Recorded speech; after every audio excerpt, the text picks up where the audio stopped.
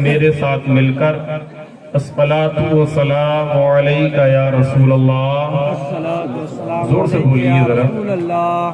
جتنے بھی نیچے بیٹھے ہوئے حضرات ہیں، میں ان سے پرخلوص گزارش کروں گا کہ اگر آپ کچھ زندہ دلی کا ثبوت پیش کریں گے تو میں بھی کچھ کھل کر بولنے کی کوشش کروں گا۔ اگر آپ خاموش رہیں گے تو پھر میری بھی ہمت ٹوٹ جائے گی۔ میرے ساتھ مل کر بولیے الصلاۃ والسلام علیکہ یا رسول اللہ، الصلاۃ والسلام علیکہ یا نبی اللہ، الصلاۃ والسلام علیکہ یا حبیب اللہ، وعلی آلک واصحابک یا محمد رسول اللہ صلی اللہ تعالی علیہ وسلم۔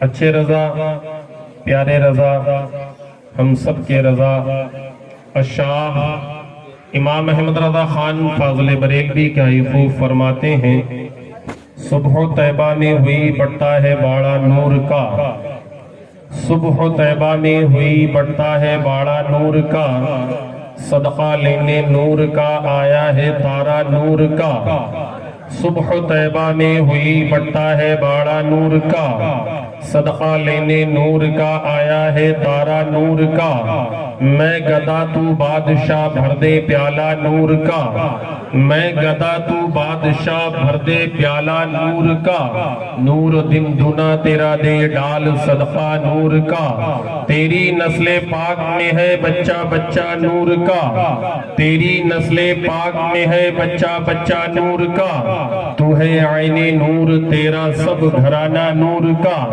تو ہے عین نور تیرا سب گھرانہ نور کا، ناریوں کا دور تھا دل جل رہا تھا نور کا، ناریوں کا دور تھا دل جل رہا تھا نور کا، تم کو دیکھا ہو گیا ٹھنڈا کلیجہ نور کا، تم کو دیکھا ہو گیا ٹھنڈا کلیجہ نور کا۔ حضرات محترم، ماحول کو میں دیکھ رہا ہوں، رمجم رمجم بارش ہو رہی ہے، میں اپنی بات کو بڑی تیزی سے شروع کروں گا اور انشاءاللہ بہت جلدی سمیٹنے کی کوشش کروں گا اگر آپ حضرات میرا ساتھ دیں گے۔ میں زیادہ لمبی چوڑی بات نہیں کروں گا، سیدھے پوائنٹ پر آتا ہوں۔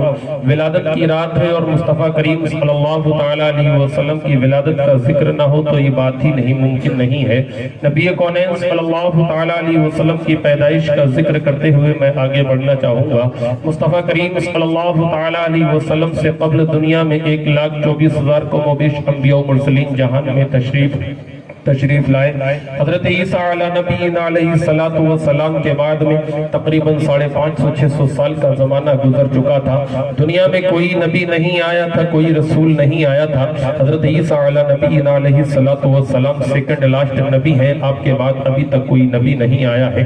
مصطفیٰ کریم صلی اللہ تعالیٰ علیہ وسلم کی آمد کا انتظار ہے اور اس آمد سے پہلے اس زمانے کا حال کیا ہے مختصر طور پر عرض کرتا چلوں۔ اس دنیا کا حال یہ تھا کہ شاعر نے کیا ہی خوب کہا ہے، جہاں تاریخ تھا ظلمت کدا تھا سخت کالا تھا، جہاں تاریخ تھا ظلمت کدا تھا سخت کالا تھا، کوئی پردے سے کیا نکلا کہ گھر گھر میں اجالا تھا، کوئی پردے سے کیا نکلا گھر گھر میں اجالا تھا، کسر باقی نہ رکھی بزم امکا جگمگانے میں، کسر باقی نہ رکھی بزم امکا جگمگانے میں، عرب میں چاند نکلا روشنی پھیلی زمانے میں، عرب میں چاند نکلا روشنی پھیلی زمانے میں۔ پوری دنیا کا حال یہ تھا کہ پوری دنیا ظلمت کدا بنی ہوئی تھی، ہر طرف جہالت کا دور دورہ تھا، انسان تو تھا مگر انسانیت نظر نہیں آ رہی تھی، ہر طرف ظلم و ستم کا دور دورہ ہو رہا تھا، امیر امیر ہوتا جا رہا تھا، غریبوں کو ستایا جا رہا تھا۔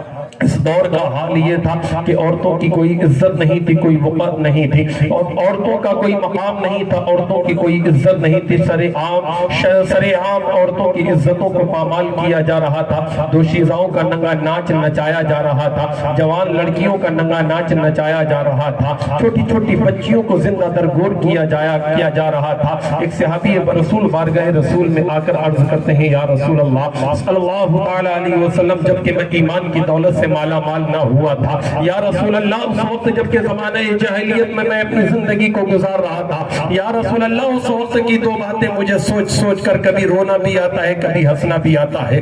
एक बात वो है जिस पर रोना आता है और एक बात वो है कि जिस पर मुझे हंसना आता है। मेरे आका सल्लल्लाहु तआला अलैहि वसल्लम उस सहाबी से अर्ज फरमाते हैं, बताओ वो कौन सी दो बातें हैं? सहाबी रसूल अर्ज करते हैं, या रसूल अल्लाह सल्लल्लाहु तआला अलैहि वसल्लम की, या रसूल अल्लाह सल्लल्लाहु तआला अलैहि वसल्लम, ज़माना जahiliyyat की वो दो बातें वो हैं, उनमें से एक बात ये है कि जब कभी हम सफर में जाया करते थे, जब कभी हम कहीं पर जंगलों में सफर करते या कहीं पर तिजारत की गर्ज से जाया करते थे या कहीं पर दोस्तों से या रिश्तेदारों से मिलने के लिए जाया करते थे, या रसूल अल्लाह आटे के छोटे छोटे बुत अपने साथ में लेकर के हम चला करते थे। जब रास्ते में कहीं पर खाने का साजो सामान हमारा खत्म हो जाया करता था, या रसूल अल्लाह जब खाने के लिए हमारे पास में कोई चीज नहीं हुआ करती थी और भूख हमको जब सताया करती थी, या रसूल अल्लाह उन्हीं आटे के बुतों को तोड़ करके हम खा लिया करते थे। एक बात यह है कि जिसे सोच कर मुझे हंसी आती है, मगर दूसरी बात यह है या रसूल अल्लाह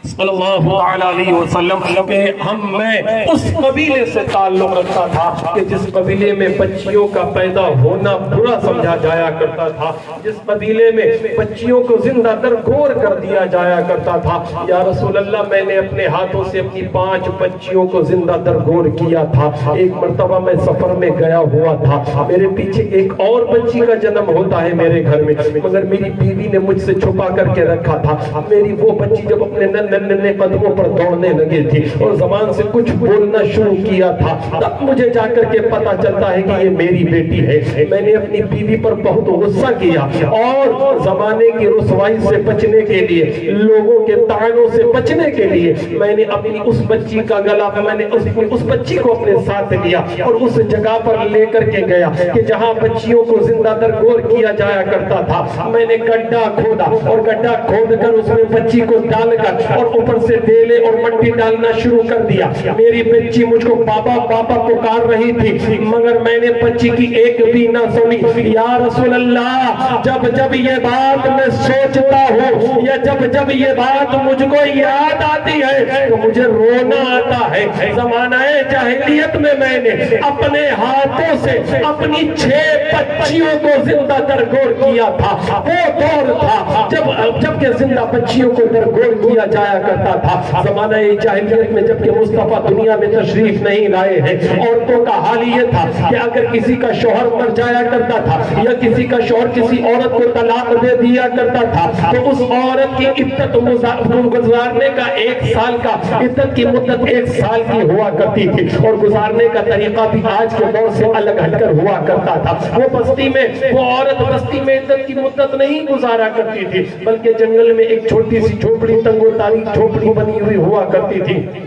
उस औरत को उस झोपड़ी के अंदर ले जाकर के बंद कर दिया जाया करता था। अबू दाऊद शरीफ की हदीस पाक है, 1 साल तक उस औरत को उसी झोपड़ी के अंदर बंद रखा जाया करता था। उसको गुस्ल के लिए पानी नहीं दिया जाया करता था, उसे इस्तिंजी के लिए पानी नहीं दिया जाया करता था, उसको उस झोपड़ी से बाहर कदम निकालने नहीं दिया जाया करता था। उसका खाना पानी उसका सब कुछ उसी के अंदर हुआ करता था। बहुत सारी औरतें तो उस झोपड़ी के अंदर घुट घुट कर मर जाया करती थी और जो जिंदा बचा करती थी। 1 साल की मुद्दत पूरी होने के बाद जब उस औरत को उस झोपड़ी से निकाला जाया करता था तो वो औरत निजाजत और गिलाजत का मुजस्समा बनकर बाहर निकला करती थी। उस औरत को जानवर की नंगी पीठ पर बिठा दिया जाया करता था। उस औरत की गोद को मींगनियों से भर दिया जाया करता था और शहर की गलियों में उस औरत को घुमाया जाया करता था। लोग अपनी छतों से बालकोनियों से खड़े होकर के औरत का तमाशा देखा کرتے تھے.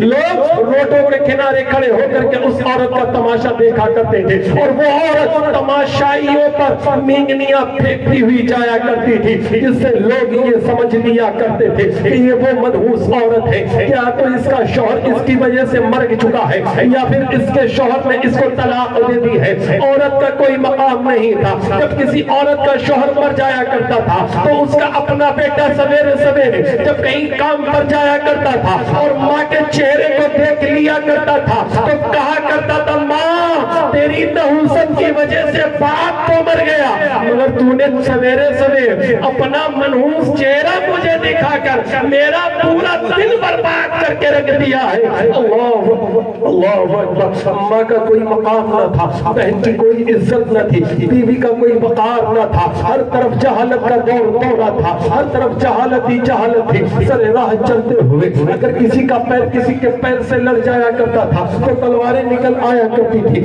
کسی کا کاندھا کسی کے کاندھے سے لڑ جایا کرتا تھا تو تلواریں نکل آیا کرتی تھی. المختصر بات کو زیادہ لمبا نہ کرتے ہوئے سمیٹنا ہوا چلو. کسی شاعر نے کیا ہی خوب کہا ہے, کسی شاعر نے کیا ہی خوب کہا ہے, انصاف لٹ چکا تھا, ایمان مٹ چکا تھا, مفلس کی تھی مصیبت, کمزور پٹ رہا تھا. انصاف لٹ چکا تھا, ایمان مٹ چکا تھا, مفلس کی تھی مصیبت, کمزور پٹ رہا تھا. ظلم و ستم کے جھنڈے ہر سمت گڑ گئے تھے, ظلم و ستم کے جھنڈے ہر سمت گڑ گئے تھے. حیوانیت کے پردے عقلوں پر پڑ گئے تھے, حیوانیت کے پردے عقلوں پر پڑ گئے تھے. ایسے جہالت کے دور میں, ایسے خطرناک دور میں, ایسے پرفتن دور میں ضرورت تھی محسن اعظم کی, ایسے دور میں ضرورت تھی رہبر اعظم کی, ایسے دور میں جبکہ بے پاؤں کی سسکیاں رو رو کر رب کی بارگاہ میں یہی التجا کیا کرتی تھی مولا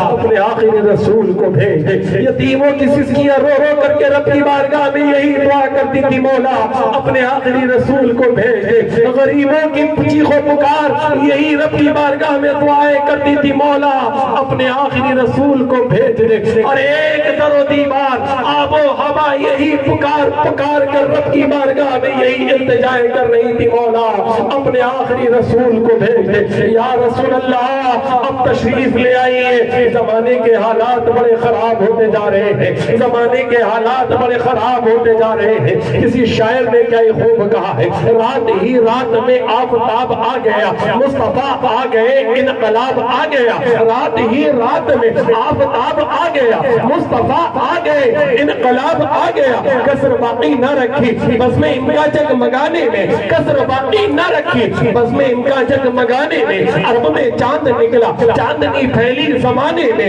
عرب میں چاند نکلا, روشنی پھیلی زمانے میں. وہ آخری نبی کے آنے کا وقت قریب ہے, وہ آخری نبی آ رہا ہے تو کس شان سے آ رہا ہے. اللہ اکبر, اللہ اکبر. آخری نبی کے والدین کا مختصر سا تعارف کراتا ہوا چلو. آپ کے والد گرامی حضرت عبداللہ ہے, آپ کی ماں حضرت بی بی آمنہ ہے, اور حضرت عبداللہ وہ ہے کہ جو حضرت عبد المطلب کے سب سے چھوٹے بیٹے.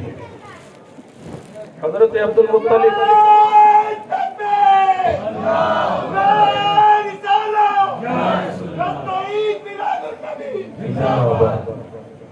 نعرہ تکبیر, نعرہ رسالت, نعرہ رسالت. جشن عید میلاد النبی مبارک ہو کہا کرو, جشن عید میلاد النبی, جشن عید میلاد النبی.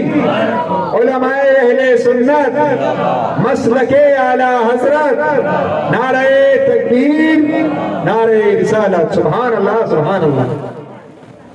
حضرت عبداللہ حضرت عبد المطلب کے سب سے چھوٹے بیٹے. حضرت عبد المطلب کے 12 بیٹے, 12 بیٹوں میں سب سے زیادہ خوبصورت, سب سے زیادہ حسین, سب سے زیادہ شرافت والے, سب سے زیادہ پاک نفس والے جو بیٹے ہیں وہ حضرت عبداللہ ہیں. حضرت عبداللہ کے چہرے میں وہ چمک تھی کہ جو بھی اس چمک کو دیکھتا تھا آپ کو دیکھ کر آپ پر فریفتہ ہو جایا کرتا تھا, آپ پر فدا ہو جایا کرتا تھا. مکہ کے اندر جب حضرت عبداللہ جوان ہوئے تو بہت ساری خاندان اور بہت ساری خواتین نوجوان خواتین اسی آرزو میں تھی کہ عبداللہ کی شادی ہمارے ساتھ ہو جائے، ہم عبداللہ کے نکاح میں چلے جائیں، مگر حضرت عبداللہ اتنی شریف طبیعت کے مالک تھے کہ آپ جب راستے سے گزرا کرتے تھے تو آپ کا سر تو اونچا ہوتا تھا مگر نگاہ نیچی ہوا کرتی تھی۔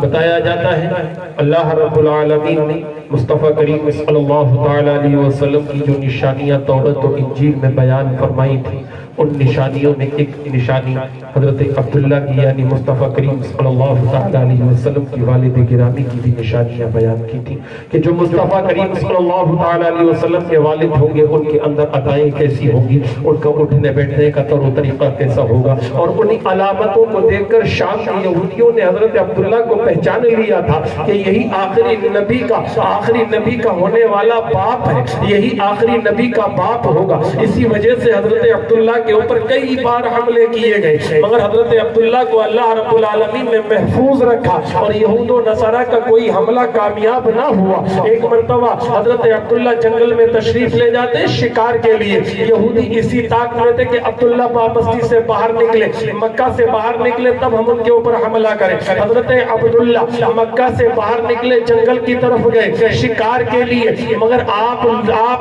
شکار کی تلاش میں تھے، لوگ آپ کی تلاش میں تھے۔ ایک جگہ پر آپ کو گھیر لیتے ہیں اور گھیر کر آپ کے اوپر حملہ کرنا چاہتے ہیں، مگر ایک ایسی مخلوق نمودار ہوتی ہے، وہیں پر حضرت بی بی آمنہ کے والد گرامی وہاں بھی موجود تھے۔ وہ بیان کرتے ہیں میں نے دیکھا عبداللہ کی حفاظت کے لیے ایسے نوجوان نمودار ہوئے جو اس زمانے کے نہیں لگتے تھے، ان کے لباس بڑے سفید تھے، ان کے چہروں پہ بڑی چمک تھی اور ان کے جسموں سے بڑی بہترین خوشبو آ رہی تھی۔ انہوں نے عبداللہ کی اس شان کے ساتھ میں حفاظت کی کہ عبداللہ کی حفاظت ہی نہیں کی بلکہ وہ حفاظت عبداللہ کو عبداللہ کے گھر تک چھوڑ کر گئے۔ حضرت بی بی آمنہ کے والد حضرت ادھر حضرت بی بی آمنہ اپنے والد گرامی کے گھر میں جوانی کی دہلیز پر قدم رکھ چکی ہیں، جوان۔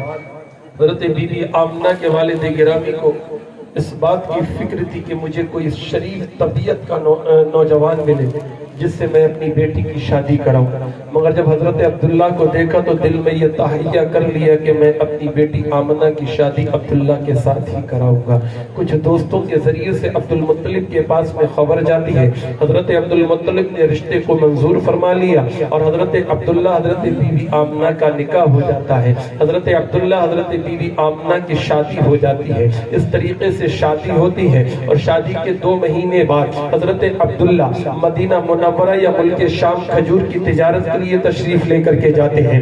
جب واپسی ہو رہی تھی تو مدینہ طیبہ میں آپ بیمار ہو گئے اور اسی بیماری میں آپ دنیا سے رخصت ہو جاتے ہیں۔ اس طریقے سے 25 سال کی عمر میں دنیا سے رخصت ہو گئے ہیں۔ حضرت بی بی آمنہ جب آپ کے والد گرامی کی عمر ہی 25 سال کی تھی تو آپ اندازہ لگا سکتے ہیں کہ بی بی آمنہ کی عمر اس وقت کتنی ہوگی۔ حضرت بی بی آمنہ جوانی میں ہی بیوہ ہو جاتی ہے، حضرت عبداللہ دنیا سے رخصت ہو گئے ہیں اور ادھر حضرت بی بی آمنہ حمل سے ہے۔ حضرت بی بی آمنہ بیان فرماتی ہیں میں نے اپنے بیٹے جب سے میں حمل کی حالت میں آئی ہوں، عام طور سے حمل کی حالت میں جیسے عام ماؤں کو تکلیفیں ہوتی ہیں، مجھے کسی طرح کی کوئی تکلیف نہیں ہوئی ہے، مجھے کسی طرح کا کبھی کوئی درد محسوس نہیں ہوا، مجھے کسی طرح کی کبھی کوئی تکلیف نہیں ہوئی ہے۔ 9 مہینے کا وقت گزرنے والا ہے، ان قریب مصطفیٰ کریم صلی اللہ تعالیٰ علیہ وسلم کی تشریف آوری ہونے والی ہے۔ اپنا آمنہ کے گھر میں حضرت بی بی آمنہ کے گھر میں ایک بچے کی آمد ہونے والی ہے۔ حضرت بی بی آمنہ فرماتی ہیں جب حمل میں میں حمل سے ہوتی ہوں اور میرا بیٹا جب میرے حمل میں آتا ہے تو میرے جسم سے خوشبو آنے لگتی ہے، میرے گھر میں روشنی پیدا ہونے لگتی ہے، جیسے جیسے رات کا اندھیرا ہوا کرتا تھا میرے گھر میں روشنی ہو جایا کرتی تھی۔ عورتیں مجھ سے پوچھا کرتی تھی آمنہ رات بھر تم اپنے گھروں میں چراغ جلاتی ہو، اتنا اتنا تیل کہاں سے لاتی ہو؟ حضرت بی بی آمنہ بیان فرماتی ہیں میں رات بھر اپنے گھر میں چراغ نہیں جلاتی ہوں، بلکہ جیسے جیسے رات کا اندھیرا چھاتا ہے میرے گھر میں روشنی ہونے لگتی ہے اور رات بھر میرے گھر میں روشنی رہتی ہے۔ حضرت بی بی آمنہ فرماتی ہے جب میں راستوں سے گزرا کرتی تھی، پہاڑوں کے بیچ سے میرا گزر ہوا کرتا تھا تو پہاڑ کے پتھر مجھ پر صلاۃ و سلام پڑا کرتے تھے۔ جب میں درختوں کے پاس سے گزرا کرتی تھی تو وہ درخت یا درخت کی شاخیں مجھے سجدہ کیا کرتی تھی۔ میں حیران و پریشان ہو گئی تھی، لوگوں نے یہ کہنا شروع کر دیا تھا آمنہ کے اوپر آسیب کا اثر ہو گیا ہے، آمنہ کے اوپر ہوا کا اثر ہو گیا ہے۔ مگر حضرت بی بی آمنہ فرماتی ہے ایک رات میں نے خواب دیکھا، اور خواب میں کیا دیکھتی ہوں کہ حضرت ایک خواب میں کہنے والا کہہ رہا ہے آمنہ گھبرانے کی ضرورت نہیں ہے، لوگ جو تمہیں کہہ رہے ہیں وہ جھوٹ ہے، نہ تو تمہارے اوپر ہوا کا اثر ہے نہ ہی تمہارے اوپر کوئی آسیب کا اثر ہے، جو پتھروں کے بیچ سے تمہارا گزر ہوتا ہے، پتھر جو تم پر صلاۃ و سلام پڑھتے ہیں، اس میں آمنہ تم گھبراؤ نہیں، بلکہ وہ تم پر سلام نہیں پڑھتے، تمہاری کوکھ میں جو تمہارا بیٹا پل رہا ہے اس بیٹے پر صلاۃ و سلام۔ سبحان اللہ سبحان اللہ، نعرہ تکبیر، نعرہ رسالت، سرکار کی آمد، بولے سرکار کی آمد، دلدار کی آمد، آقا کی آمد، داتا کی آمد، جشن عید میلاد النبی،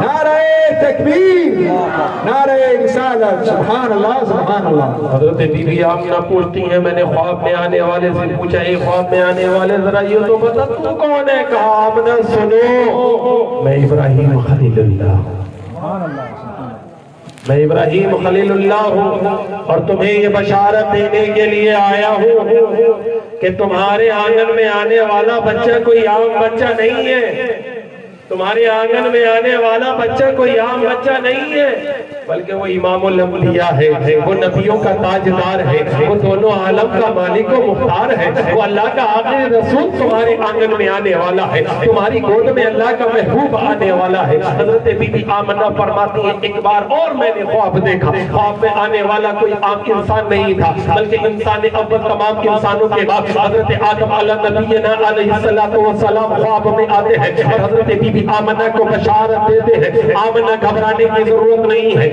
آمنہ پریشان ہونے کی ضرورت نہیں ہے، تمہارے آنگن میں جو آنے والا بچہ ہے وہ عام بچہ نہیں ہے، وہ امام الانبیاء ہے، وہ خاتم المرسلین ہے، وہ خاتم النبیین ہے، وہ اللہ کا آخری رسول تمہارے آنگن میں آنے والا ہے۔ آمنہ سنو تمہارے آنگن میں تمہارے بچے کی آمد ہو اس کا نام تم کچھ اور نہ رکھنا بلکہ اس کا نام تم محمد رکھنا، اس کا نام تم محمد رکھنا۔ آسمانوں میں اس کا نام احمد ہے، زمین پر اس کا نام محمد ہے اور زمینوں کے اندر اس کا نام محمود ہوگا۔ اللہ اکبر۔ حضرت بی بی آمنہ فرماتی ہے جب ولادت کی رات قریب آتی ہے، میرے بچے کی آمد کا وقت قریب آتا ہے، عام طور سے جب بچوں کی آمد ہوتی ہے تو پاس پڑوس کی عورتیں ہماری ماؤں کے قریب آ کر کے ان کو دلاسا دیتی ہے، اس کو تسلی دیتی ہے، یا پھر آج ہمارا یہ ماحول بن گیا ہے کہ اسپتالوں میں جا کر کے بچوں کی پیدائشیں ہوتی ہے، ڈاکٹر اور نرس وغیرہ ہوا کرتی ہے، مگر جب میرے آقا کی دنیا میں آمد ہو رہی ہے تو کوئی دنیاوی خاتون وہاں موجود نہیں ہے،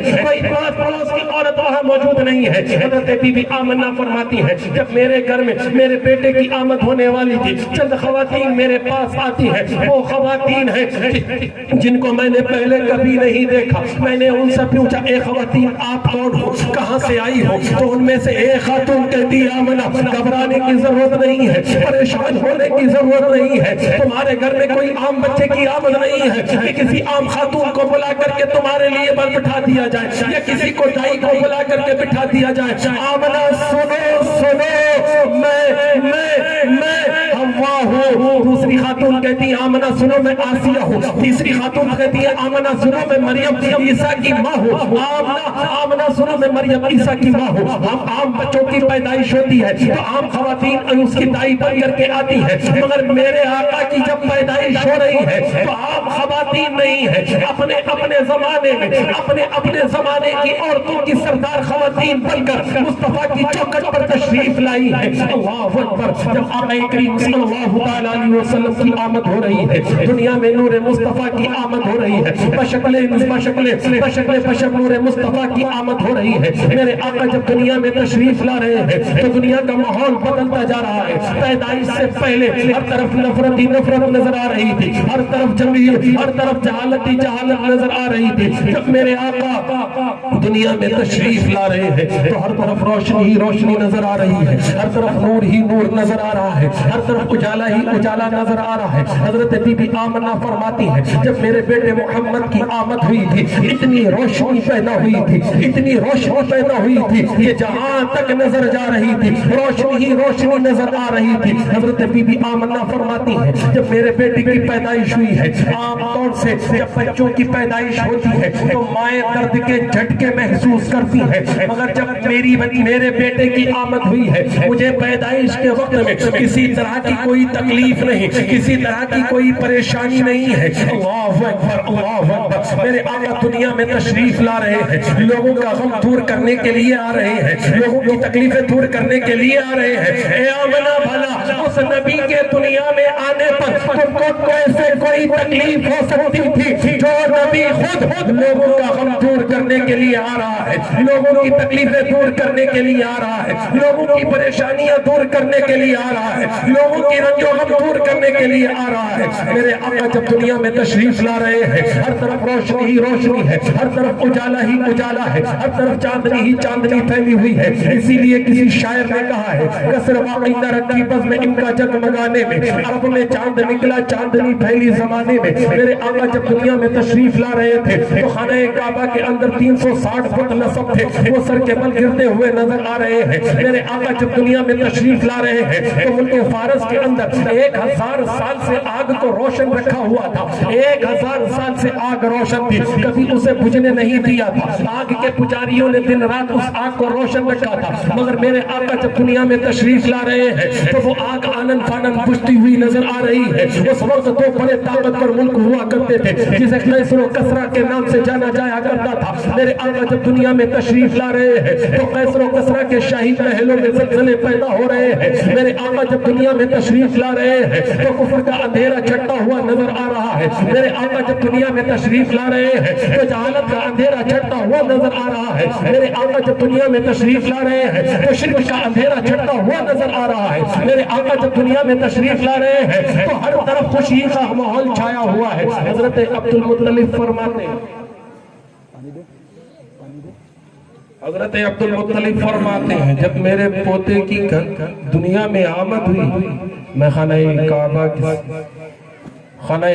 میں بیٹھا ہوا تھا، خانہ کعبہ کے در و دیوار پکار کر کہہ رہے تھے مبارک ہو مبارک ہو، ہمیں بتوں سے پاک کرنے والا آ گیا ہے۔ سبحان اللہ، سبحان اللہ۔ مبارک ہو مبارک ہو، ہمیں بتوں سے پاک کرنے والا آ گیا ہے۔ مبارک ہو کعبے کا کعبہ آ گیا ہے۔ سبحان اللہ۔ حضرت عبد المطلب فرماتے ہیں جب میرے پوتے کی آمد ہوئی میں اپنے گھر کی طرف روانہ ہوا۔ اب حضرت عبد المطلب اپنے گھر کی طرف کو چلے تو فرماتے ہیں کہ راستے میں لوگ سویرے سویرے اٹھ کر کے ایک دوسرے سے چرچا کر رہے تھے، ایک جگہ پر لوگ باتیں کر رہے تھے۔ بات کیا ہے سمجھ میں نہیں آتی، ماجرا کیا ہے سمجھ میں نہیں آتا۔ آخر کس کے آنے کی برکت ہے کہ ہر طرف روشنی ہی روشنی نظر آ رہی ہے۔ اور جب بات روشنی کی آ گئی ہے تو اتنا عرض کرتا چلوں کہ جب مصطفیٰ کی آمد ہوئی تھی تو اللہ تعالیٰ نے آسمان کے تاروں کو زمین کے اتنا قریب کر دیا تھا کہ پوری زمین روشن ہو گئی تھی۔ ایک صحابیہ بیان کرتی ہیں ولادت کے وقت میں اپنے آنگن میں کھڑی تھی، میں ہر طرف روشنی ہی روشنی دیکھ رہی تھی، میں پریشان تھی کہ اتنی روشنی آ کہاں سے رہی ہے، مگر جب آسمان کی طرف نظر اٹھا کر دیکھا تو حیران رہ گئی کہ آسمان کے تارے زمین پر اتنا قریب آ گئے ہیں۔ میں ڈر گئی تھی کہیں یہ تارے مجھ پر ٹوٹ کر کے نہ گر جائے، مگر جب وقت کی تحقیق کری تو پتا چلا اس وقت کہ جب کہ آسمان کے تارے زمین کے بالکل قریب تھے اور زمین کو روشن کر رہے تھے، اسی وقت میں مصطفیٰ دنیا میں تشریف لائے۔ سبحان اللہ، سبحان اللہ۔ وقت میں مصطفیٰ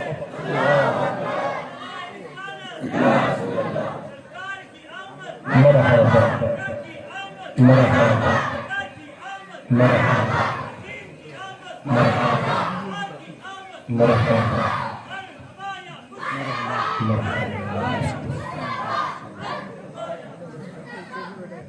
جس وقت آقا کی آمد ہو رہی ہے، حضرت جبریل ایک جھنڈا مشرق، ایک جھنڈا مغرب، ایک جھنڈا کعبے کی چھت پر نصب فرما رہے ہیں۔ سبحان اللہ۔ آج ہم اپنے گھروں میں جو جھنڈے لگاتے ہیں یہ کوئی بدعتی کام نہیں ہے، حضرت جبریل کی سنت ہے۔ ہم اپنے گھروں کو روشن کرتے ہیں، لائٹیں لگاتے ہیں، یہ کوئی نیا کام نہیں، اللہ نے پوری زمین کو روشن فرما دیا تھا۔ بہرحال میں عرض کر رہا تھا، حضرت عبد المطلب اپنے گھر کی طرف کو چلے تو راستے میں لوگوں کو دیکھا، کوئی کہہ رہا ہے آج بات کیا ہے سمجھ میں نہیں آتی، ہر طرف انقلاب ہی انقلاب نظر آ رہا ہے، ہر طرف بدلاؤ ہی بدلاؤ نظر آ رہا ہے۔ حضرت عبد المطلب آگے بڑھتے ہیں تو کوئی کہتا ہے لوگوں بات کیا ہے سمجھ میں نہیں آتی، میرا باپ برسوں سے بیمار تھا، کئی طبیبوں کو دکھایا تھا، کسی کی حکمت کام نہیں آئی، کسی کی دوا کام نہیں آئی، مگر آج سویرے سویرے میرا باپ بالکل صحت مند شفا یاب ہو کر کے بستر سے اٹھ رہا ہے۔ دوسرا کہہ رہا ہے میرا باپ سوکھا ساکا تھا، میرا کھیت کھلیان سوکھے ساکے تھے، مگر آج جب سویرے سویرے میں اپنے گھر میں جا کر کے دیکھتا ہوں، اپنے کھیتوں میں جا کر کے دیکھتا ہوں، میرے کھیت ہرے بھرے نظر آ رہے ہیں۔ کوئی کہہ رہا ہے میرے باغ ہرے بھرے نظر آ رہے ہیں۔ حضرت عبد المطلب آگے بڑھے تو لوگ آپس میں چرچا کر رہے ہیں، لوگوں بات کیا ہے سمجھ میں نہیں آتی، میرے مویشیوں کے تھن دودھ سے سوکھے ہوئے تھے، مگر آج سویرے سویرے میرے مویشیوں کے تھن دودھ سے بھرے ہوئے نظر آ رہے ہیں۔ حضرت عبد المطلب آگے بڑھتے ہیں، اپنے گھر تشریف لے جاتے ہیں، اپنے گھر تشریف لے جا کر کے کیا دیکھتے ہیں، حضرت بی بی آمنہ بالکل صحیح سلامت صحت مند بیٹھی ہوئی ہے۔ حضرت بی بی آمنہ فرماتی ہیں پیدائش کے بعد میں بھی عورتوں کو کچھ دن تکلیف کا سامنا کرنا پڑتا ہے، احتیاط کے دن ہوتے ہیں، وہ احتیاط آپ سمجھ لیجئے۔ حضرت بی بی آمنہ فرماتی ہیں مجھے کسی طرح کی پیدائش سے نہ پہلے کوئی تکلیف ہوئی تھی، نہ پیدائش کے بعد میں کوئی تکلیف ہوئی ہے، میرا بیٹا دنیا میں آیا مگر مجھے زمانہ حمل میں بھی کوئی تکلیف نہیں، پیدائش کے بعد میں بھی کوئی تکلیف نہیں، پیدائش کے وقت میں بھی کوئی تکلیف نہیں ہوئی ہے۔ حضرت بی بی آمنہ مصطفیٰ کو اپنی گود میں لیے ہوئے بیٹھی ہوئی ہے، حضرت عبد المطلب اپنے مصطفیٰ کو حضرت عبد المطلب بی بی آمنہ کے قریب تشریف لاتے ہیں، اور حضرت عبد المطلب بی بی آمنہ کی گود میں جب اپنے پوتے کو دیکھتے ہیں تو ہاتھ آگے بڑھاتے ہیں اور اپنی گود میں مصطفیٰ کریم صلی اللہ علیہ وسلم کو لے کر کے ساختہ زبان سے یہی پکارتے ہیں آمنہ، آج تک اتنا خوبصورت بچہ عبد المطلب کی نظروں نے نہیں دیکھا، آمنہ دیکھتا بھی کیسے کہ مکہ کی کسی ماں نے آج تک اتنا خوبصورت بچہ جنا۔ سبحان اللہ سبحان اللہ، نعرہ تکبیر، نعرہ رسالت، نعرہ رسالت، سرکار کی آمد، دلدار کی آمد، آقا کی آمد، مرحبا یا مصطفیٰ، مرحبا یا مصطفیٰ، علماء اہل سنت، مسلک اعلی حضرت، جشن عید میلاد النبی، نعرہ تکبیر، نعرہ رسالت، سبحان اللہ سبحان اللہ۔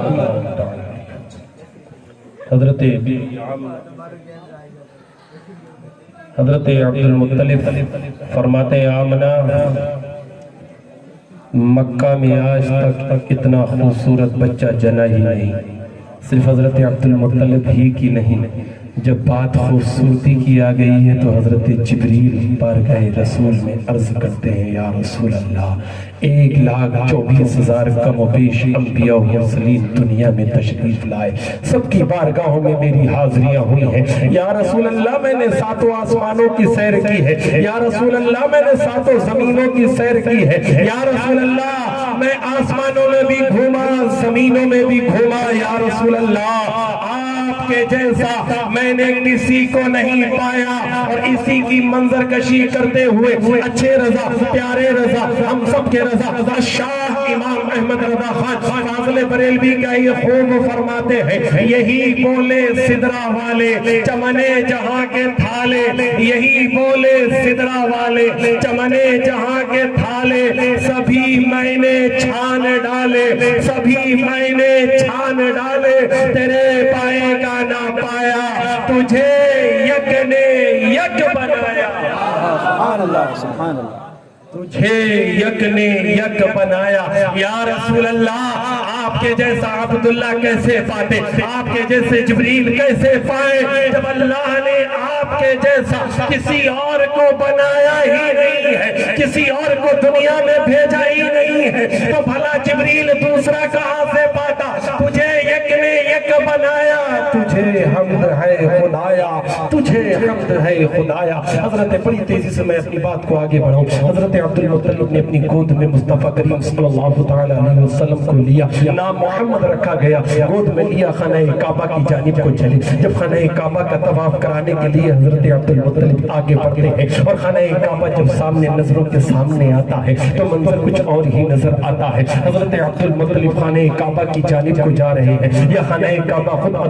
حضرت عبدالمطلب کی جانب کو جھکتا چلا جا رہا ہے منظر سمجھ میں نہیں آ رہا ہے عبدالمطلب آگے بڑھ رہے ہیں یا کعبہ جھک رہا ہے ایک شخص کا ادھر سے گزر ہو رہا تھا کبھی خانہ کعبہ کو دیکھ رہا تھا کبھی عبدالمطلب کی گود کو دیکھ رہا تھا تو کبھی عبدالمطلب کے قدموں کو دیکھ رہا تھا آگے بڑھا لوگ آپس میں چرچا کر رہے ہیں بات کیا ہے سمجھ میں نہیں آتی ماجرا کیا ہے سمجھ میں نہیں آتا اس نے دوڑتے ہوئے کہا ہے لوگوں سنو بات بھی سمجھ میں آ گئی ہے ماجرا بھی سمجھ میں آ گیا ہے کہا کیا بات ہے کہا کعبے کی طرف سے آ رہا ہوں کیا دیکھا کعبہ میں کہا کعبے میں نہیں دیکھا عبدالمطلب کو دیکھا ہے عبدالمطلب میں ایسا کیا دیکھا کہ عبدالمطلب کی میں نے گود کو دیکھا ہے عبدالمطلب کی گود میں ایک بچہ ہے اتنا خوبصورت بچہ ہے کہ آج سے پہلے میں نے کبھی اتنا خوبصورت بچہ نہیں دیکھا کمال تو یہ ہے کبھی میں عبدالمطلب کے قدموں کو دیکھ رہا تھا کبھی عبدالمطلب کے قدموں کو دیکھ رہا تھا کبھی کعبے کی دو طرف کو دیکھ رہا تھا کعبے کی طرف دیوار کو دیکھ رہا تھا بات سمجھ میں یہ نہیں آ رہی تھی کہ عبدالمطلب کعبے کی طرف کو بڑھ رہے ہیں یا کعبہ عبدالمطلب کی جانب کو جھکتا چلا جا رہا ہے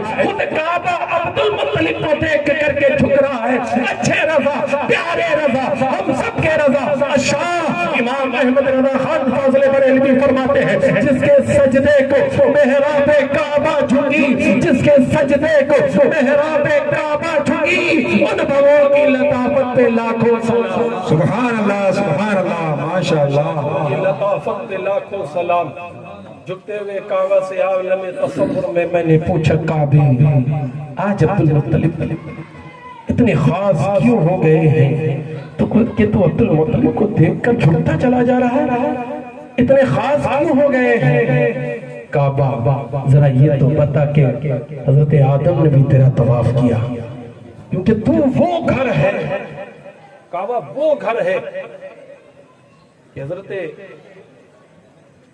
تمام روئے زمین پر سب سے پہلے جس گھر کو تعمیر کیا گیا وہ خانہ کعبہ تمام روئے زمین پر سب سے پہلے جو گھر تعمیر ہوا وہ خانہ کعبہ ہے اور خانہ کعبہ زمین کے بیچوں بیچ سینٹر اسی کے ٹھیک اوپر ساتوں آسمانوں کے اوپر فرشتوں کا کعبہ بیت المعمور ہے ایک کعبہ تیرا طواف آدم نے بھی کیا تیرا طواف شیس نے بھی کیا تیرا طواف حضرت نوح نے بھی کیا حضرت ادریس نے بھی کیا حضرت موسیٰ نے بھی کیا حضرت ابراہیم نے بھی کیا حضرت اسماعیل نے بھی کیا حضرت اسحاق نے بھی کیا حضرت یوسف نے بھی کیا 1,24,000 کم و بیش نبی و مرسلین نے تیرا طواف کیا مگر کیا تو ہر نبی یا ہر رسول کی آمد پر اسی طریقے سے جھک کر ان کا خیر مقدم کیا کرتا تھا تو کعبے نے تصور میں جواب دیا نہیں میں ان کا کعبہ تھا وہ میرا طواف کرنے کے لیے آتے تھے اللہ نے مجھے وہ شرف بخشا ہے کہ میرا طواف اللہ کی بندگی میں شامل ہے وہ سب اللہ کی بندگی کرنے کے لیے میرا طواف کرنے کے لیے آتے تھے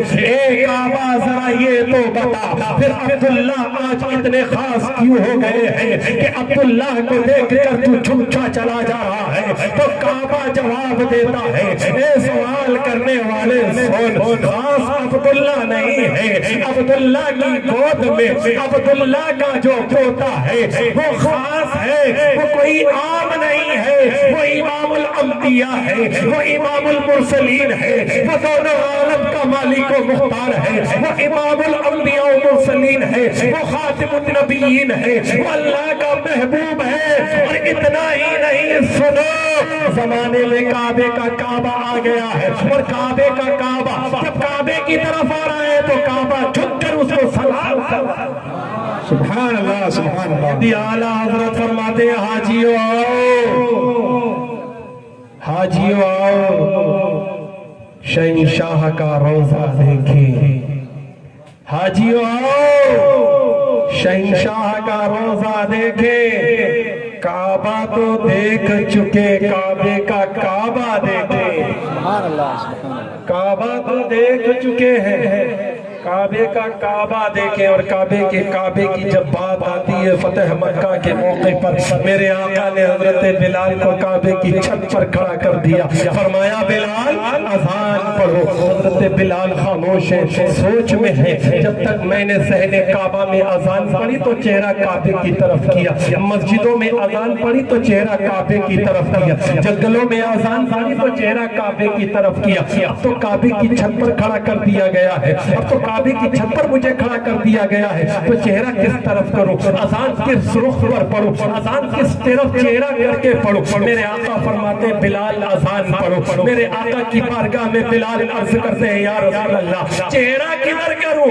اذان کدھر منہ کر کے پڑھوں. آقا فرماتے ہیں بلال کعبے کا کعبہ تیرے سامنے کھڑا ہے, ہماری طرف چہرہ کر کے اذان پڑھو. اللہ اکبر. میرے آقا صلی اللہ تعالی علیہ وسلم کے پیارے دیوانوں, میرے آقا صلی اللہ تعالی علیہ وسلم کی جب ولادت ہوئی, اور جب میرے آقا صلی اللہ تعالی علیہ وسلم کو حضرت عبد المطلب خانہ کعبہ کا طواف کرانے کے لیے لے کر جا رہے ہیں, تو کعبہ خود مصطفی کریم صلی اللہ تعالی علیہ وسلم کو سجدہ کرتا ہوا نظر آ رہا ہے. المختصر بات کو سمیٹتے ہوئے آگے بڑھ کر چلو. جس سال میرے آقا کی دنیا میں آمد ہوئی ہے, اسی سال قبیلہ بنو سعد کی کچھ عورتیں کعبہ شہر میں, مکہ شہر میں آتی ہیں. اس وقت یہ دستور تھا کہ عورتیں شہر میں جو جن بچوں کی پیدائشیں ہوا کرتی, جن بچوں کی پیدائشیں ہوا کرتی تھیں, وہ لوگ اپنے بچوں کو گاؤں میں بھیج دیا کرتے, اور گاؤں کی عورتیں ان بچوں کو لے جا کر دودھ پینے کی مدت تک اپنے پاس میں رکھا کرتی تھیں, دودھ پلایا کرتی تھیں, پوری طریقے سے ان کی پرورش کیا کرتی تھی. جب دودھ پینے کی مدت پوری ہو جاتی تھی تو وہ عورتیں ان بچوں کے ماں باپ کو ان کے حوالے کر دیا کرتی تھیں. اس کے عوض میں ان کو جو رقم, جو پیسہ ملا کرتا تھا, وہ معاوضہ پا کر کے وہ واپس چلی جایا کرتی تھی. یہ دستور تھا اس وقت کا, یہ دستور. میرے آقا صلی اللہ تعالی علیہ وسلم نے 3 خواتین کا دودھ نوش فرمایا. پہلے کچھ روز اپنی والدہ ماجدہ حضرت بی بی آمنہ کا دودھ نوش فرمایا, پھر کچھ دن ابو لہب کی لونڈی سبیبیہ کا دودھ نوش فرمایا, پھر حضرت حلیمہ سعدیہ رضی اللہ تعالی عنہ کا دودھ نوش فرمایا. حضرت حلیمہ سعدیہ فرماتی ہیں کہ میرے ساتھ کی عورتیں میرے گھر پر آتی ہیں اور مجھ سے کہتی ہیں, حلیمہ چلو مکہ میں اس سال کئی سارے بچوں کی آمد ہوئی ہے, تم بھی چلو کوئی ایک بچہ لے آنا.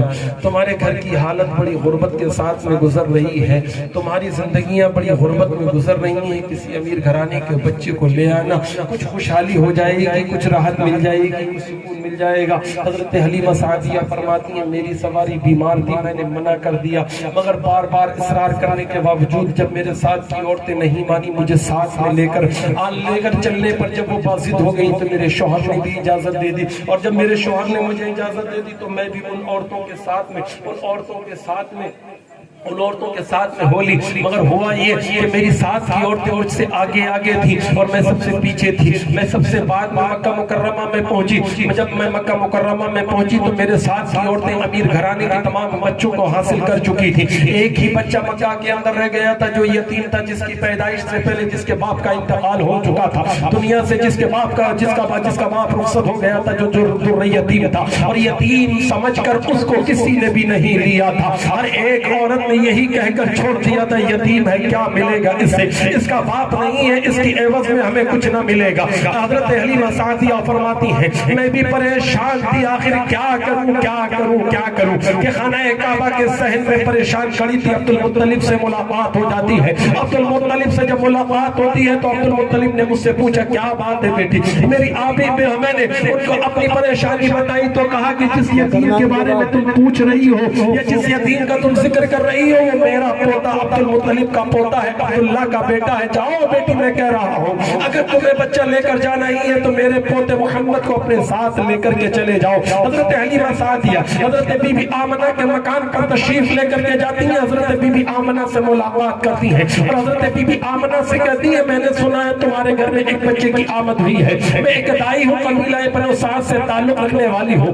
اگر تمہاری اجازت ہو تو تمہارے بیٹے کو میں اپنے گود لینا چاہتی ہوں، اپنی چھاتی کا دودھ پلانا چاہتی ہوں اور اسے اپنے ساتھ اپنے گاؤں لے جا کر کے اس کی پرورش کرنا چاہتی ہوں۔ سنو حضرت بی بی آمنہ کیا فرماتی ہے، حضرت بی بی آمنہ فرماتی ہے اے حلیمہ سنو سنو، میرا بچہ کوئی عام بچوں کی طرح نہیں ہے، زمانہ حمل میں مجھے کسی طرح کی کوئی تکلیف نہیں ہوئی تھی، پیدائش کے وقت میں میرے بچے کی پیدائش کے وقت میں مجھے کسی طرح کی کوئی تکلیف نہیں ہوئی تھی اور پیدائش کے بعد میں بھی مجھے کسی طرح کی کوئی تکلیف نہیں ہوئی ہے۔ اے حلیمہ سنو سنو، میرا بچہ کوئی عام بچہ نہیں ہے، جب میرا بچہ دنیا میں آیا تھا تو سب سے پہلے اپنا سر اس نے سجدے میں رکھا تھا اور رب کی حمد و ثنا بیان کی تھی۔ اے حلیمہ سنو سنو، میرا بچہ کوئی عام بچہ نہیں ہے، میرے بچے کے آنے سے پہلے میرے گھر میں روشنی ہوا کرتی تھی، میں جس گلی سے گزرا کرتی تھی وہ گلی خوشبو سے معطر ہو جایا کرتی تھی، پہاڑوں کے بیچ میں سے گزرا کرتی تھی تو پتھر مجھ پر درود و سلام پڑا کرتے تھے، درختوں کے بیچ میں سے گزرا کرتی تھی تو درخت کے پتے اور درخت کی شاخیں مجھے سجدہ کیا کرتی تھی۔ اے حلیمہ سنو سنو، میرا بچہ کوئی عام بچہ نہیں ہے،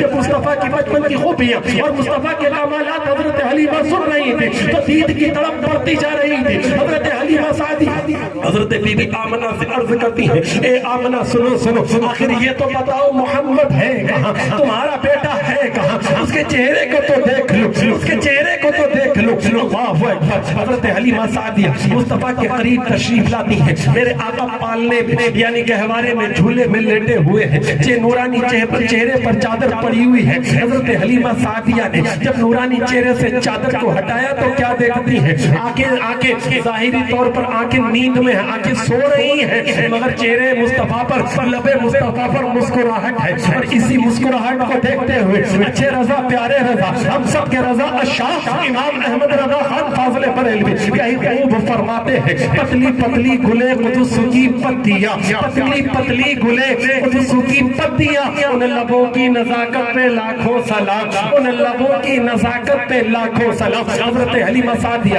میرے آقا کو اپنی گود میں لیتی ہیں، گود میں لے کر پیشانی کو چم کر سینے سے لگاتی ہیں اور سینے سے لگا کر اپنے دودھ کو پیش کرتی ہیں۔ ایک سائٹ کا پستان پیش کیا حضرت حلیمہ سعدیہ نے جب ایک پستان پیش کیا میرے آقا نے اس کا دودھ نوش فرما لیا اور جب دوسری سائٹ کا پستان پیش کیا میرے آقا نے اس کا دودھ نوش نہیں فرمایا بلکہ چہرے کو گھما لیا اور صرف چہرے کو ہی نہیں گھمایا۔ حضرت حلیمہ سعدیہ کا ایک اپنا حقیقی بیٹا تھا، اس کی طرف اشارہ کر دیا ماں اس پر میرا حق نہیں ہے بلکہ بھائی کا حق ہے۔ اللہ اکبر۔ میرے آقا نے ایک پستان کے دودھ کو قبول فرمایا اور سائنس کی تحقیق کے مطابق یہ پتہ چلتا ہے کہ ماں کے دونوں پستانوں میں ایک پستان میں دودھ زیادہ آتا ہے، ایک پستان میں دودھ کم آتا ہے، تو جس پستان میں دودھ کم آتا ہے میرے آقا نے اس کو اپنے لیے قبول فرمایا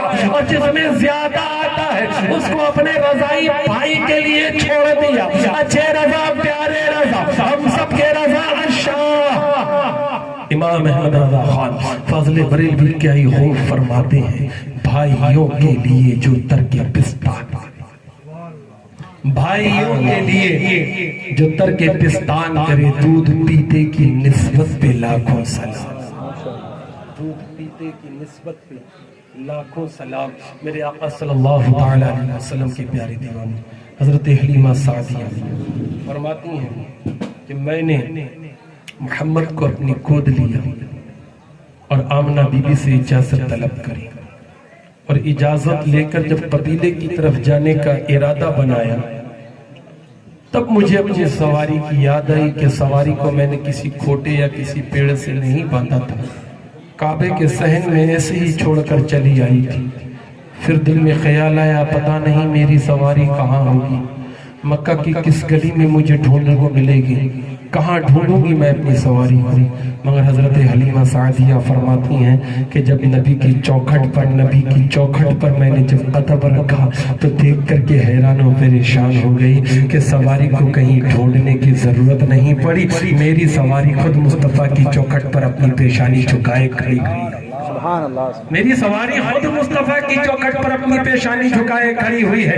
علماء فرماتے یہ جانور ہے مگر جانتے ہیں کہ جو کچھ ملے گا وہ در مصطفیٰ سے ملے گا، جو اس سے پھر گیا وہ دنیا اور آخرت میں بیکار ہو گیا۔ اللہ اکبر۔ بڑی تیزی کے ساتھ حضرت حلیمہ سعدیہ فرماتی ہیں میں اپنی سواری پر بیٹھ گئی اور مکہ سے اپنا سفر میں نے اپنے قبیلے سعد کی طرف شروع کر دیا، قبیلہ بنو سعد کی طرف اپنا سفر شروع کیا۔ اور جیسے جیسے میری اونٹنی آگے بڑھتی جا رہی تھی، میری اونٹنی کے قدم بڑھتے جا رہے تھے، اس کی رفتار تیز ہوتی جا رہی تھی۔ آتے وقت بڑی سست رفتار تھی، سب سے بعد میں مکہ میں پہنچی تھی، مگر جب اب چلنا شروع کیا ہے تو میرے ساتھ کی عورتیں مجھ سے پہلے ہی مکہ سے روانہ ہو گئی ہیں، کافی آگے مجھ سے نکل گئی ہیں اور میں ان سے کافی پیچھے تھی۔ کافی دیر کے بعد مکہ سے میں نے اپنا سفر شروع کیا تھا، مگر دیکھتے ہی دیکھتے ہر قدم پر میری اونٹنی صحت یاب ہوتی جا رہی ہے، ہر قدم پر میری اونٹنی کی رفتار بڑھتی جا رہی ہے۔ اتنی تیز رفتار ہو گئی کہ ابھی زیادہ دیر مجھے سفر کیے ہوئے نہ ہوا تھا کہ میرے ساتھ کی عورتوں کو میری سواری پکڑ لیتی ہے اور ان کو پیچھے چھوڑ دیتی ہے۔ میرے ساتھ کی عورتیں مجھ سے پوچھتی ہیں حلیمہ آخر بات کیا ہے، کیا تم نے مکہ میں جا کر کے سواری کو بدل لیا ہے، کیا تیز رفتار اونٹنی خرید لی ہے، کیا اپنی بیمار اونٹنی کو تم نے چھوڑ دیا ہے؟ حضرت حلیمہ سعدیہ فرماتی ہے نہیں، یہ وہی اونٹنی ہے کہ جس پہ سوار ہو کر قبیلہ بنو سعد سے مکہ آئی ہوں، اب اسی پہ سوار ہو کر قبیلہ بنو سعد کی طرف کو جا رہی ہوں۔ حضرت حلیمہ سعدیہ فرماتی ہے کہ میرے ساتھ کی عورتیں مجھ سے کہتی ہیں حلیمہ آتے وقت تو تمہاری سواری اتنی تیز رفتار نہیں تھی، اب آخر بات کیا ہے سمجھ میں نہیں آتی، ماجرا کیا ہے سمجھ میں نہیں آتا۔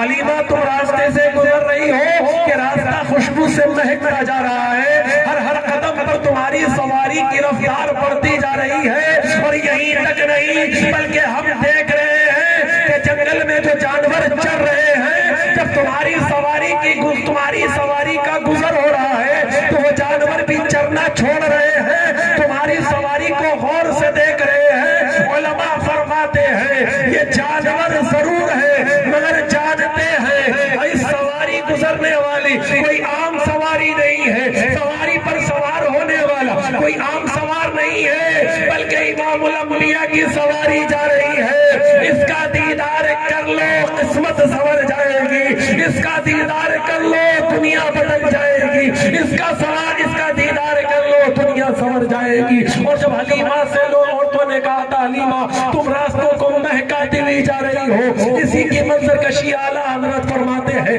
ان کی مہک نے دل کے غنچے کھلا دیے ہیں، ان کی مہک نے دل کے غنچے کھلا دیے ہیں، جس راہ چل دیے ہیں کوچے بسا دیے ہیں، جس راہ چل دیے ہیں کوچے بسا دیے ہیں۔ حضرت حلیمہ سعدیہ فرماتی ہیں جس سال میں محمد کو اپنے قبیلے میں لے کر کے آئی تھی، میرے قبیلے میں کال پڑا ہوا تھا، قحط پڑا ہوا تھا، سوکھا پڑا ہوا تھا، مگر محمد کے آنے کی برکت یہ ہوتی ہے کہ ہر طرف ہریالی نظر آ جاتی ہے، ہر طرف ہریالی ہے۔ اور صرف مکہ قبیلہ بنو سعد میں ہی نہیں بلکہ ملک عرب میں قحط پڑا ہوا تھا، مکہ شہر میں قحط پڑا ہوا تھا، مگر آقا جب دنیا میں آتے ہیں تو ہریالی نظر آتی ہے، آقا جب دنیا میں آتے ہیں تو بیمار شفا یاب ہوتے ہوئے نظر آ رہے ہیں، آقا جب دنیا میں آ رہے ہیں تو خانہ کعبہ کے بت زمین پر منہ کے بل گرتے ہوئے نظر آ رہے ہیں۔ حضرت حلیمہ سعدیہ فرماتی ہیں رحمت و نور کی برسات ہوتی ہے، جنگل ہرے بھرے نظر آ رہے ہیں۔ حضرت حلیمہ سعدیہ فرماتی ہیں میرے قبیلے میں کوئی بیمار پڑ جاتا ہے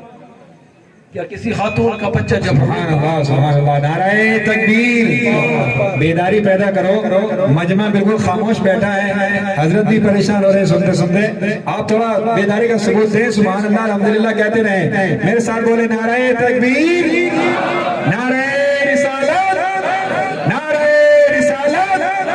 آقا کی آمد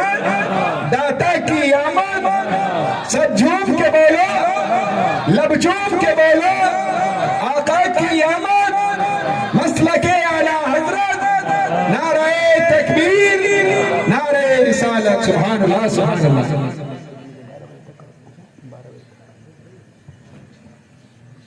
درود پاک پر اللہ محمد صلی اللہ علیہ وسلم.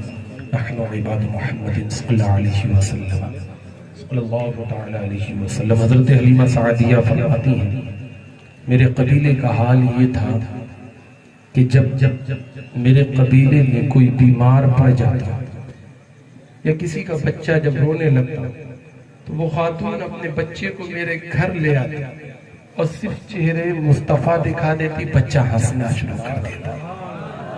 صرف چہرے مصطفیٰ کو دیکھ کر بچہ ہنستا ہوا گھر سے جایا کرتا تھا. اور جب کوئی قبیلے میں بیمار پڑ جایا کرتا تھا تو میرے گھر پہ آ کر کے میرے بیٹے محمد کے قدم کو دھو کر کے لے جا کر کے بیمار کو پلا دیتے, بیمار شفا یاب ہو جاتا. سبحان اللہ. بیمار شفا یاب ہو جاتا. آقا کے تلووں کا دھون یہ بچپنا ہے, کمال دیکھیے میرے مصطفیٰ کا. آقا کے قدموں کا دھون پی کر کے بیمار شفا یاب ہو رہا ہے. اسی کو اعلیٰ حضرت فرماتے ہیں اچھے رضا پیارے رضا ہم سب کے رضا. شاہ امام احمد رضا خان فاضل بریلوی فرماتے ہیں جس کے تلوے کا دھون ہے آب حیات. سبحان اللہ سبحان اللہ. جس کے تلوے کا دھون ہے آب حیات. یہاں میں کچھ مصرے بولوں گا اور وہاں آپ کی بیداری کو دیکھو, پھر اپنی بات آگے چلاؤں گا ورنہ وہیں پر ختم کر دوں گا. زندہ بیداری, زندہ دلی کا اور بیداری کا ثبوت دیجیے. آپ کو کہنا ہے ہمارے نبی. کیا کہنا ہے آپ؟ ہمارے نبی. جس کے تلووں کا دھون ہے آب حیات ہے وہ جانے مسیحا, ہے وہ جانے مسیحا, ہے وہ جانے مسیحا. خلق سے اولیاء, اولیاء سے رسول اور رسولوں سے اعلیٰ, اور رسولوں سے اعلیٰ. سب سے اعلیٰ وہ اعلیٰ ہمارا نبی, سب سے اعلیٰ وہ اعلیٰ, سب سے والا وہ والا, اپنے مولا کا پیارا, دونوں عالم کا دولہ, اپنے مولا کا پیارا, دونوں عالم کا دولہ, سارے اچھوں میں اچھا سمجھیے جسے. جو یہ سمجھتا ہے نا میرے آقا اچھوں میں اچھے ہیں وہ اپنے ہاتھ نیچے نہیں رکھے گا. سارے اچھوں میں اچھا سمجھیے جسے, ہے اس اچھے سے اچھا, ہے اس اچھے سے اچھا. سارے اونچوں میں اونچا سمجھیے جسے, ہے اس اونچے سے اونچا, ہے اس اونچے سے اونچا. حضرت حلیمہ سعدیہ فرماتی ہیں جب کوئی بیمار پڑتا پیالے میں پانی مصطفیٰ کے قدم کا دھون لے جاتا, بیمار کو پلا دیا جاتا, شفا یاب ہو جاتا. بچپن کے کمالات حضرت حلیمہ سعدیہ فرماتی ہیں کبھی کبھی ایسا بھی ہوتا کہ میں اپنے گھر کے کام کاج میں بزی ہوتی اور نبی کا صدر کھل جاتا, گھٹنوں کے اوپر کپڑا چلا جاتا تو میرے آقا رو رو کر کے مجھے اشارہ دیتے, آ کر کے صدر کو صحیح کر دو, کپڑوں کو صحیح کر دو. حضرت حلیمہ سعدیہ فرماتی ہیں کبھی کبھی مجھے دیر ہو جاتی تو میں دیکھتی غیب سے ہاتھ نمودار ہوتا اور مصطفیٰ کے صدر کو چھپا دیتا, کپڑوں کو درست کر دیتا. حضرت حلیمہ سعدیہ فرماتی ہیں کبھی کبھی گھر کے کام کاج میں, بکریوں میں, گھر کے کام کاج میں میں لگ جاتی اور مصطفیٰ کے جھولے کو نہیں جھلا پاتی تو میں دیکھتی کہ مصطفیٰ کا جھولا جھل رہا ہے, فرشتے مصطفیٰ کے جھولے کو جھلا رہے ہیں. حضرت حلیمہ سعدیہ فرماتی ہیں, حضرت حلیمہ سعدیہ فرماتی ہیں ایک رات میں اپنے کام میں بزی ہو گئی تھی, اپنے کام میں لگی ہوئی تھی. کچھ دیر کے بعد خیال آیا کہ جا کے محمد کو دیکھو. رات کا اندھیرا تھا, چاندنی کی چاندنی پھیلی ہوئی تھی, ہر طرف چاندنی کی روشنی تھی اور چاند پورے شباب پر تھا. میرے دل میں خیال آیا محمد کو جا کر کے دیکھوں تو صحیح, محمد سو رہے ہیں یا جاگ رہے ہیں. جب میں محمد کے قریب جاتی ہوں, ان کے پالنے یعنی جھولے کے قریب جاتی ہوں تو کیا دیکھتی ہوں کہ میرا بیٹا محمد جاگ رہا تھا. انگلی آسمان کی جانب اٹھی ہوئی تھی, کبھی انگلی پورب کی جانب کو جھکا رہا ہے, کبھی انگلی پچھم کی جانب کو جھکا رہا ہے, کبھی اتر تو کبھی دکشن کی جانب کو اس کی انگلی جھک رہی ہے. میں محمد کی انگلی کے اشارے کو دیکھ کر کے کچھ سمجھ نہ سکی. میں نے محمد کی انگلی کو دیکھا, میں کچھ سمجھ نہ سکی, مگر میری نظر جب آسمان پر جاتی ہے تو قربان جائیں ہم اپنی قسمت رستوں پر ہم اس نبی کے امتی ہیں۔ حضرت حلیمہ سعدیہ فرماتی ہیں میرے نبی کی انگلی جس طرف جا رہی تھی چاند اسی طرف جھک رہا تھا۔ انگلی پورب کو جا رہی ہے، چاند پورب کو جھک رہا ہے۔ انگلی پشچم کو جا رہی ہے، چاند پشچم کو جھک رہا ہے۔ انگلی اتر کو جا رہی ہے، چاند اتر کی جانب کو جھک رہا ہے۔ انگلی دکشن کی جانب کو جا رہی ہے، چاند دکشن کی جانب کو جھک رہا ہے۔ علماء فرماتے ہیں سنو ہم خاکی ہیں، ہمیں کھلونے خاک کے نصیب ہوتے ہیں، اور میرے آقا نوری ہیں، اللہ نے کھلونے بھی نور کے عطا فرمائے۔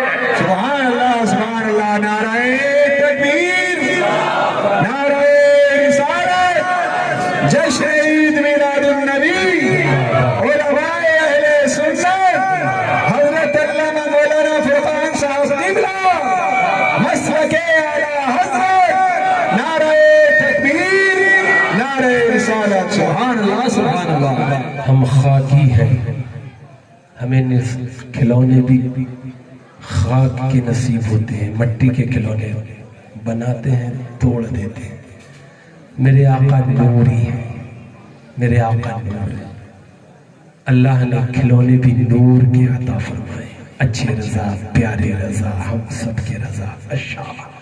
امام احمد رضا خان فاضل بریلوی فرماتے ہیں چاند جھک جاتا جدھر انگلی اٹھاتے مہد میں، چاند جھک جاتا جدھر انگلی اٹھاتے مہد میں، کیا ہی چلتا تھا اشاروں پر کھلونا نور کا، کیا ہی چلتا تھا اشاروں پر کھلونا نور کا۔ اور جب نور کی بات آ گئی ہے تو اللہ رب العالمین نے سب سے پہلے اپنے نبی کے نور کو پیدا کیا۔ حضرت جابر رضی اللہ تعالی عنہ بارگاہ رسول میں عرض کرتے ہیں یا رسول اللہ صلی اللہ تعالی علیہ وسلم، اللہ رب العالمین نے ساری کائنات میں سب سے پہلے کس چیز کو پیدا فرمایا؟ سب سے پہلے کس چیز کو پیدا فرمایا؟ آقا فرماتے ہیں اللہ نے ساری کائنات میں سب سے پہلے تیرے نبی کے نور کو پیدا فرمایا۔ سبحان اللہ، سبحان اللہ۔ سب سے پہلے تیرے نبی کے نور کو پیدا فرمایا۔ حضرت جبریل بارگاہ رسول میں حاضر ہے، میرے آقا نے ارشاد فرمایا جبریل تمہاری عمر کتنی ہے؟ حضرت جبریل عرض کرتے ہیں یا رسول اللہ مجھے اپنی عمر کا تو نہیں پتا کتنی عمر ہے، مگر اتنا جانتا ہوں کہ ایک تارا چوتھے حجاب میں 70,000 برس کے بعد میں چمکا کرتا تھا، میں نے اسے 72,000 مرتبہ دیکھا۔ 70,000 سال کے بعد میں ایک بار چمکا کرتا تھا، 72,000 بار دیکھا ہے۔ میرے آقا مسکرا کر فرماتے ہیں جبریل جانتے ہو وہ تارا کون تھا؟ کہا یا رسول اللہ نہیں، کہا وہ تارا میرا نور تھا، میں ہی تو تھا۔ سبحان اللہ، سبحان اللہ۔ تارا میرا نور تھا۔ میرے آقا کے بارے میں علماء فرماتے ہیں آقا نور بھی ہے، آقا بشر بھی ہے۔ اللہ نے سب سے پہلے آپ کے نور کو پیدا فرمایا اور ہماری ہدایت کے لیے لباس بشریت میں اللہ نے آپ کو دنیا میں مبعوث۔ اللہ فرماتا ہے حدیث قدسی، اللہ فرماتا ہے محبوب اگر آپ کو پیدا کرنا مقصد نہ ہوتا تو زمین آسمان چاند سورج پیڑ پودے کائنات کی کسی چیز کو پیدا ہی نہیں کرتا۔ سبحان اللہ، سبحان اللہ۔ کائنات کی کسی چیز کو پیدا نہیں کرتا۔ بہرحال بچپن کی ادائیں میں عرض کر رہا تھا نبی کونین صلی اللہ تعالی علیہ وسلم کے تعلق سے حضرت حلیمہ سعدیہ فرماتی ہیں کبھی بھی عام طور سے ہمارے بچے بستر گیلا کر دیتے ہیں، کبھی بستر گندہ بھی کر دیتے ہیں، مگر حضرت حلیمہ سعدیہ فرماتی ہیں محمد نے کبھی بستر گیلا نہیں کیا، کبھی بستر پر گندگی نہیں کی، ایک وقت بندہ ہوا رہتا تھا، اسی وقت پر محمد اپنی حاجت سے فارغ ہوا کرتے تھے، کبھی بستر پر پیشاب نہیں کیا محمد عربی صلی اللہ علیہ وسلم۔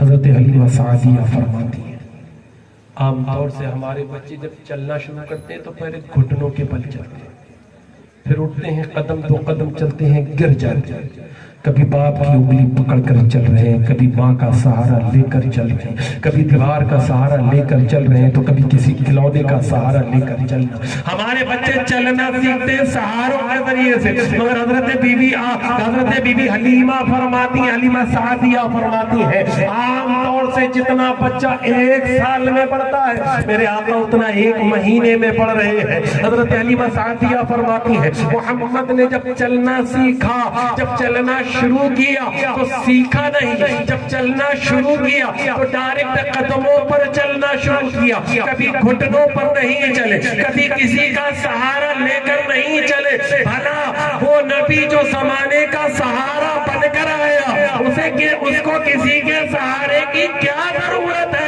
اللہ اکبر۔ حضرت حلیمہ سعدیہ فرماتی ہے عام طور سے جیسے بچہ بولنا شروع کرتا ہے تو ماں اس کو بتاتی ہے بیٹا یہ تیرے باپ ہے، یہ تیری ماں ہے، یہ تیری خالہ ہے، یہ تیری پھوپھی ہے، یہ وہ ہے، یہ وہ ہے، یہ فلاں ہے، یہ فلاں ہے۔ حضرت حلیمہ سعدیہ فرماتی ہے جب محمد عربی نے بولنا شروع کیا تو کبھی کسی چیز کے بارے میں بتانے کی ضرورت پیش نہیں آئی، بلکہ جب سب سے پہلے بولے تو اپنی زبان سے جو کلمہ سب سے پہلے ادا کیا وہ اللہ اکبر، اللہ اکبر، الحمدللہ رب العالمین کے کلمے ادا کیے تھے۔ عام طور سے جب بچے بولتے ہیں تو توتلا کر کے بولتے ہیں، ان کی زبان میں لقنت بھی ہوتی ہے، شروع میں ان کی بولی صاف کی سمجھ میں بھی نہیں آتی ہے۔ حضرت حلیمہ سعدیہ فرماتی ہے جب محمد نے بولنا شروع کیا تو نہ زبان میں لقنت تھی، نہ توتلائے تھے، نہ بولی میں کسی طرح کی بولی میں کوئی کمی تھی۔ جب بولے تو بالکل صاف بولے، سبحان اللہ سبحان اللہ۔ جب بولے تو بالکل صاف بولے۔ میرے آقا کی پرورش عام بچوں کی طرح نہیں ہے، جیسے عام بچے سال میں پڑھتے ہیں، پھر گھٹیلی پہ چلتے ہیں، پھر سہارا لے کر چلتے ہیں، پہلے پتہ نہیں کیا کیا بولتے ہیں، ماں باپ کو خود سمجھ میں نہیں آتی، پھر ایک دوسرے سے پوچھ کر بولنا سیکھنا شروع کرتے ہیں۔ مگر عام طور سے بچوں کا حال الگ ہے، مگر میرے آقا کا بچپنا بھی بے مثال ہے، پیدائش بھی بے مثال ہے، جوانی بھی بے مثال ہے۔ نبی کونین صلی اللہ تعالی علیہ وسلم کے پیارے دیوانوں، حضرت بی بی حلیمہ سعدیہ فرماتی ہے جب محمد عربی صلی اللہ تعالی علیہ وسلم کی دودھ پینے کی مدت پوری ہو گئی تب میں محمد کو لے کر کے ان کے قبیلے کی جانب کو جا رہی تھی۔ دل تو نہیں چاہ رہا تھا کہ محمد کو ان کے قبیلے چھوڑا جائے، ان کو ان کے شہر چھوڑ دیا جائے، ان کے ماں باپ کو ان کے حوالے کیا جائے، کیونکہ محمد کے آنے سے ہمارے قبیلے میں بہار آ گئی تھی، محمد کے آنے سے خوشحالی آ گئی تھی۔ اما صرف حضرت حلیمہ سعدیہ کے ہی قبیلے میں بہار نہیں آئی تھی، یا ملک مکہ مکرمہ میں ہی صرف بہار نہیں آئی تھی، یا ملک عرب میں ہی صرف بہار نہیں آئی تھی، بلکہ سارے زمانے میں جب آقا دنیا میں تشریف لائے تھے، جب آقا دنیا میں تشریف لائے تھے، سارے زمانے میں بہار ہی بہار تھی، سارے زمانے میں خوشحالی تھی، سارے زمانے میں خوشی کی لہر دوڑ گئی تھی۔ پیڑ پودے، شجر و حجر، درد چرند پرند ایک دوسرے کو مبارکبادیاں پیش کر رہے تھے، مبارک ہو آخری نبی آ گیا، سبحان اللہ سبحان مبارک ہو اللہ کا رسول آ گیا ہے۔ گویا کہ جب آپ دنیا میں تشریف لائے تھے تو یہ پہلی بہار، اسی لیے اس مہینے کا نام ربیع الاول ہے، یعنی پہلی بہار، پہلی بہار ربیع الاول، پہلی بہار جب آقا دنیا میں تشریف لائے، جہالت کے پردے چھٹ گئے۔ بہرحال بات کو سمیٹتے ہوئے جو وقت دیا تھا وہ وقت قریب ہو چکا ہے، میں اپنی بات کو سمیٹوں۔ اگر نبی کے بچپنے کو یہ ذکر کیا جائے تو یہ ایک رات کیا پوری زندگی کم پڑ جائے گی۔ نبی کونین صلی اللہ تعالی علیہ وسلم کی پیدائش سے لے کر ظاہری وفات تک حضرت ابوبکر صدیق نہ سمجھ سکے، حضرت عمر فاروق اعظم نہ سمجھ سکے، حضرت عثمان غنی حقیقت میں نہ سمجھ سکے، حضرت مولا علی حقیقت میں نہ سمجھ سکے، ہماری کیا ہوگا؟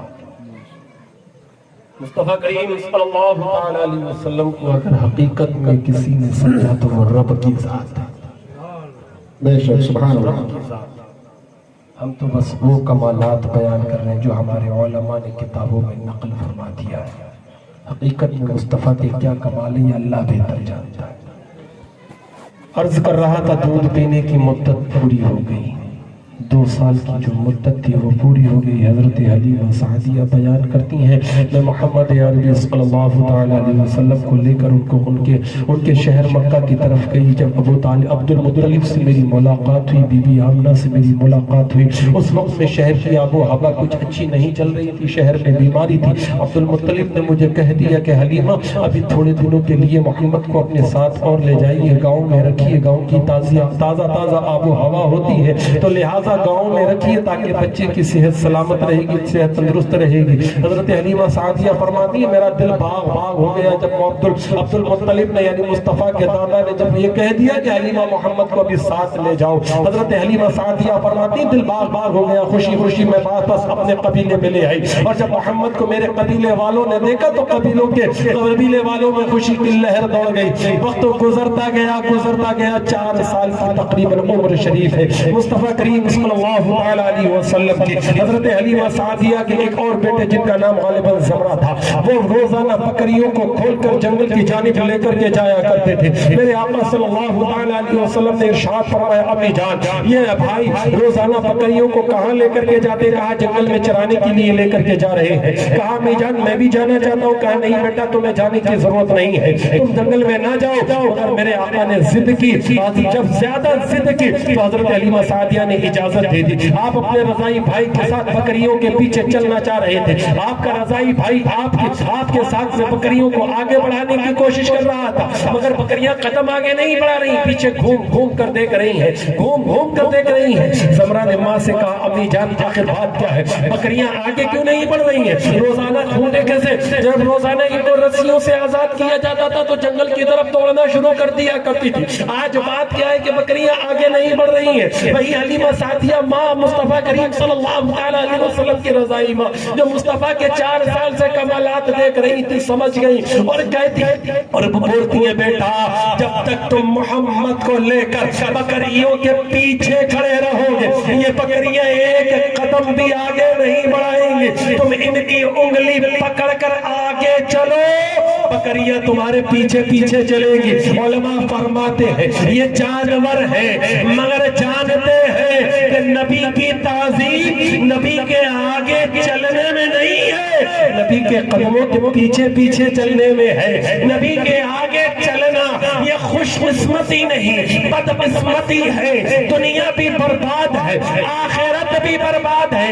زندگی اگر سنوارنی ہے تو مصطفیٰ کے پیچھے چلنے میں زندگی سنور جائے گی۔ اور زمرہ کہتے ہیں جب سے میں نے محمد کو بکریوں کے آگے لے کر چلنا شروع کیا میرے پیچھے بکریاں خود بخود اپنی چراگاہ تک چلی جایا کرتی تھی، نہ جنگلوں میں بھٹکا کرتی تھی نہ پریشان کیا کرتی تھی۔ جب سے محمد نے میرے ساتھ آنا شروع ہوا ہے، جب سے محمد میرے ساتھ آئے ہیں، تب سے بکریاں میرے پیچھے چل کر کے اپنے آپ پیٹ بھر کر اپنے گھر کے راستے پر لوٹ جایا کرتی تھی۔ کبھی جنگلوں میں بکریوں کو تلاش کرنے کی ہمیں ضرورت نہیں پڑتی تھی۔ ایک مرتبہ جنگل میں بکریاں چرا رہی تھی، میرے آقا ایک درخت کے نیچے آرام فرماتے کہ اچانک سے کچھ لوگ نمودار ہوتے ہیں اور مصطفیٰ کریم صلی اللہ علیہ وسلم کو اپنے ساتھ میں لیتے ہیں اور لے کر کے ایک جھاڑی کے پیچھے لے جا کر کے سینہ چیر دیتے ہیں، سینہ چاک کر دیتے ہیں۔ آپ کے رضائی بھائی نے یہ منظر دیکھا تو رہا نہیں گیا، دوڑتا ہوا قبیلے میں آیا، ماں کے پاس آ کر کے کہتا ہے امی جان غضب ہو گیا۔ کیا